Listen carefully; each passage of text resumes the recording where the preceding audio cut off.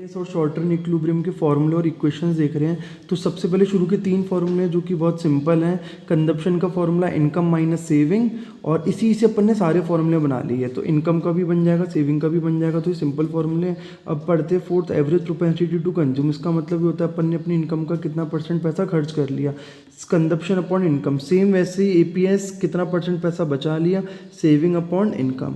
फिर MPC full form है marginal propensity to consume, जिसका फॉर्मूला वही सेम है, बस मार्जिनल का मतलब एडिशनल होता है। तो सी अपॉन वाई लिखना और यहाँ पे डेल्टा का साइन लगा देना, delta C upon delta Y. फिर एमपीएस का फॉर्मूला भी वही एस अपॉन वाई जो था, उसके आगे किसका साइन लग जाएगा, डेल्टा का साइन लग जाएगा। फिर एपीसी एपीएस दोनों मिला के कितने होते हैं, 1 यानी 100% हो गया। अगर 60% पैसा खर्च करा है तो 40% पैसा बचाया है, तो 0.6 प्लस 0.4 ये हो जाएगा 1। ऐसे ही एमपीसी प्लस एमपीएस दोनों मिला के कितना हो जाएगा, 1 हो जाएगा। हमारे इन्वेस्टमेंट मल्टीप्लायर के 3 फॉर्मूले 10, 11 और 12। तो एक पहले 12 वाला देखते हैं। इन्वेस्टमेंट मल्टीप्लायर का formula delta Y upon delta I, यानी change in income upon change in investment. तो पहले यही फॉर्मूला लगता है, फिर उसके बाद ये दोनों नॉर्मली लगते हैं, और इसी का डेरिवेशन बन के ये फॉर्मूला निकलेगा k equal to 1/1 minus M P C. 1 में से जब एम पी सी जाएगा तो बचेगा एम पी एस। तो k का एक और फॉर्मूला बना 1/MP।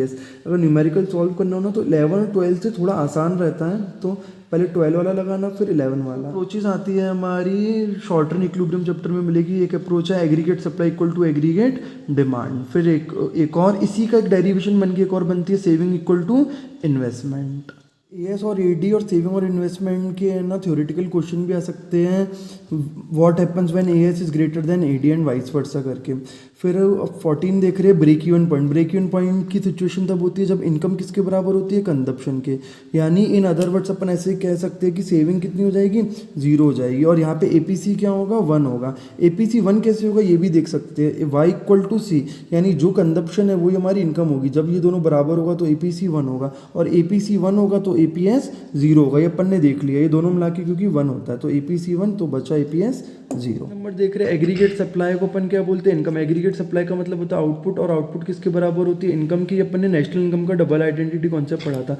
फिर 19 भी ऐसी बनी, एग्रीगेट सप्लाई की जगह एग्रीगेट सप्लाई इनकम का फॉर्मूला लिख दिया C+S। तो एक क्वेश्चन ये भी बनता है एग्रीगेट सप्लाई के कंपोनेंट्स बताओ, वो है C+S। फिर एडी का फॉर्मूला तो अपन लोगों ने पढ़ाई है, C+I+G+X-M।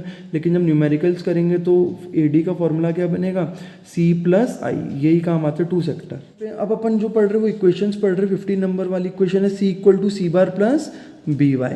सी ये कंजप्शन की इक्वेशन है। सी बार का मतलब होता है ऑटोनॉमस कंजप्शन, बी का मतलब होता है एमपीसी, वाई का मतलब यहाँ पे क्या हो जाएगा, इनकम हो जाएगा। अब इसी कंजप्शन से किसकी बनी है, सेविंग की बनी है। अगर ऑटोनॉमस कंजप्शन का मतलब होता है जब इनकम 0 होगी तब कुछ ना कुछ तो खर्चा होगा ही होगा।